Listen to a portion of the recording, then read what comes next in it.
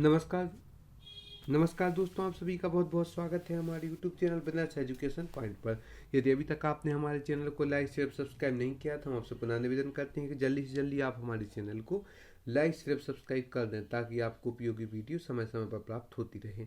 आप हमें टेलीग्राम पर, यूट्यूब पर एवं फेसबुक पर भी फॉलो कर सकते हैं। हमारे चैनल का नाम बिजनेस एजुकेशन पॉइंट नाम से। साथ ही साथ आप हमारे 2019 की मुख्य परीक्षा एवं 2020 की प्रारंभिक परीक्षा की टेस्ट सीरीज भी बहुत ही किफ़ायती दामों में प्राप्त कर सकती हैं। हमारे द्वारा अभी संपूर्ण अर्थशास्त्र के नोट्स भी आए हैं, आप उन्हें भी प्राप्त कर सकते हैं। हमारे नोट्स की विशेषता MPPSC सिलेबस के अकॉर्डिंग बनाए गए हैं। टू द पॉइंट नोट्स हैं। MPPSC चयनितों के द्वारा मार्गदर्शन एवं लिखित यह नोट्स हैं समसामयिक तथ्य एवं आंकड़ों के साथ। ये नोट्स आपको उत्तर लेखन में सहायक होंगे। आदर्श उत्तर कैसे लिखा जाता है आप जानेंगे। यह सब आप डिस्क्रिप्शन बॉक्स में जाकर इंस्टा मॉड्यूल के लिंक से प्राप्त कर सकती हैं। चलिए चलते हैं आज की हमारी वीडियो पर, जो कि मुख्य परीक्षा को ध्यान में रखकर बनाई गई है। अर्थशास्त्र के विषय को हमने लिया है मध्य प्रदेश में खनिज आधारित उद्योग। मध्य प्रदेश में खनिज आधारित उद्योग को हम तालिका के द्वारा जानेंगे। एक साइड उद्योग और एक साइड उद्योग की उपस्थिति कहाँ पर स्थित है। सीमेंट उद्योग, तो सीमेंट उद्योग रीवा, सतना, दमोह, कटनी, सीधी एवं नीमच में स्थित है सीमेंट उद्योग। कोयला वासरी नरसिंहपुर, अनूपपुर, छिंदवाड़ा में कोयला वासरी स्थित है। एस्बेस्टस सीमेंट चादरें जो कि कटनी में स्थित है। मृदापात सैरेमिक जो कि रतलाम एवं जबलपुर में इसका उद्योग स्थित है। हाइड्रेटेड चूना कटनी एवं सतना में इसका उद्योग स्थित है। स्लेट पेंसिल जो कि मंदसौर में निर्मित की जाती है, इसका उद्योग मंदसौर में स्थित है। मिट्टी के बर्तन जो कि उज्जैन में निर्मित की जाती हैं। टाइल्स होशंगाबाद एवं बालाघाट में टाइल्सों का निर्माण किया जाता है। मार्बल कटाई कटनी में इसका उद्योग स्थित है। ग्रेनाइट छतरपुर टीकमगढ़ में इसका उद्योग स्थित है। एक चित्र भी दिया गया है नीचे, एक बार पुनः देखते हैं। मध्य प्रदेश में खनिज आधारित उद्योग सीमेंट रीवा, सतना, दमोह, कटनी, सीधी नीमच में इसका उद्योग है सीमेंट का। कोयला वासरी का नरसिंहपुर, अनूपपुर, छिंदवाड़ा में। एस्बेस्टस सीमेंट चादरें कटनी में बनाई जाती हैं। मृदापात सैरेमिक जो कि रतलाम एवं जबलपुर में। हाइड्रेटेड चूना कटनी एवं सतना में। स्लेट पेंसिल मंदसौर में बनाई जाती हैं। मिट्टी के बर्तन उज्जैन में। टाइल्स होशंगाबाद बालाघाट। मार्बल कटाई कटनी में। ग्रेनाइट कटाई छतरपुर एवं टीकमगढ़ में स्थित है इनके उद्योग। उदारीकरण, निजीकरण और वैश्वीकरण, यहाँ पर हमने 6 एवं 15 मार्क के प्रश्नों को भी लिया है। उदारीकरण, निजीकरण और वैश्वीकरण, यह बहुत इंपोर्टेंट क्वेश्चन, इसको देखते हैं। उदारीकरण संपूर्ण वर्ण। उदारीकरण भारत में आर्थिक सुधारों की प्रक्रिया 1991 से आरंभ की गई है। भारत में जो आर्थिक सुधारों की प्रक्रिया है वह 1991 से प्रारंभ की गई है। उद्देश्य भारत का तेज आर्थिक विकास करना तथा अर्थव्यवस्था में अंतर्राष्ट्रीय स्तर की प्रतिस्पर्धा की क्षमता प्रदान करना उदारीकरण का प्रमुख उद्देश्य है, ताकि भारत की तेज आर्थिक व्यवस्था है वह तेज हो तथा अर्थव्यवस्था में अंतर्राष्ट्रीय स्तर की प्रतिस्पर्धा की क्षमता प्रदान करना उदारीकरण का मुख्य उद्देश्य है। सामान्य अर्थ, राज्य अर्थव्यवस्था में हस्तक्षेप न करें। सरकार द्वारा लगाए गए प्रत्यक्ष अथवा भौतिक नियंत्रणों से उत्पादन करने वाली इकाइयों की मुक्ति, इसका सामान्य अर्थ उदारीकरण का।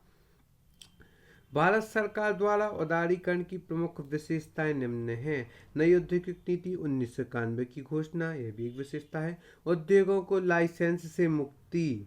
विदेशी निवेश को प्रोत्साहन देना। विदेशी निवेश को प्रोत्साहन देना इस भी इसका एक मुख्य उद्देश्य है, ताकि विदेशों से कंपनियां आए और भारत के लोगों को रोजगार दें।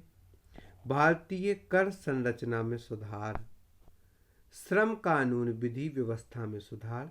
कृषि क्षेत्र में सुधार। कृषि बीमा, संगठित बीमा, ठेका कृषि आदि में भी सुधार। भारत सरकार द्वारा उदारीकरण की प्रमुख विशेषताओं में नई औद्योगिक नीति 1991 की घोषणा, उद्योगों को लाइसेंस से मुक्ति, विदेशी निवेश में प्रोत्साहन, भारतीय कर संरचना में सुधार, श्रम कानून विधि व्यवस्था में सुधार, कृषि क्षेत्र में सुधार, कृषि बीमा, संगठित बीमा, ठेका कृषि आदि में। उदारीकरण का प्रभाव आर्थिक विकास। देश में प्रतिस्पर्धात्मक क्षमता में वृद्धि हुई है उदारीकरण के कारण। निजी निवेश बढ़ा है। विदेशी तकनीक का आवागमन सुलभ हुआ है। यह सब उदारीकरण का प्रभाव है। विदेशी व्यापार 1990 से 91 में 18,143 मिलियन डॉलर और 2011 से 12 में 3,04,600 30,04,624 मिलियन डॉलर यहाँ पर हमने विदेशी व्यापार के रूप में देखा। और कितनी वृद्धि हुई है उदारीकरण के कारण। कृषि क्षेत्र में नई बीज नीति, वायदा बाजार की शुरुआत, कृषि का विभाजीकरण हुआ है, वाणिज्यीकरण हुआ है, यह सब उदारीकरण के कारण ही हुआ है। नई बीज नीति भी आई है, वायदा बाजार की शुरुआत हुई है, कृषि का वाणिज्यीकरण भी प्रारंभ हुआ है। जीडीपी जो कि 1990 और 91 में उदारीकरण के पहले 4% थी, वहीं उदारीकरण के पश्चात 2010 से 11 में 8 से 10% की वृद्धि हुई है। सेवा क्षेत्र तेजी से विकास हुआ है। जीडीपी में 50% से अधिक योगदान भी प्राप्ति हुई है। औद्योगिक मंदी में कमी भी हुई है। अन्य कारणों में देखते हैं, प्रादेशिक असंतुलन में वृद्धि, जो कि इसके नकारात्मक कारणों में देखा जाए तो जहां इसके सकारात्मक पक्ष वहीं इसके कुछ नकारात्मक पक्ष भी हैं। प्रादेशिक असंतुलन में वृद्धि हुई है। महंगाई, स्थिरीकरण की समस्या उत्पन्न हुई है। कृषि क्षेत्र की उपेक्षा की गई है। भूमंडलीकरण के प्रभाव भी हुए। आर्थिक व राजनीतिक स्वतंत्रता में कमी हुई है। असंतुलित निवेश की कमी हुई है।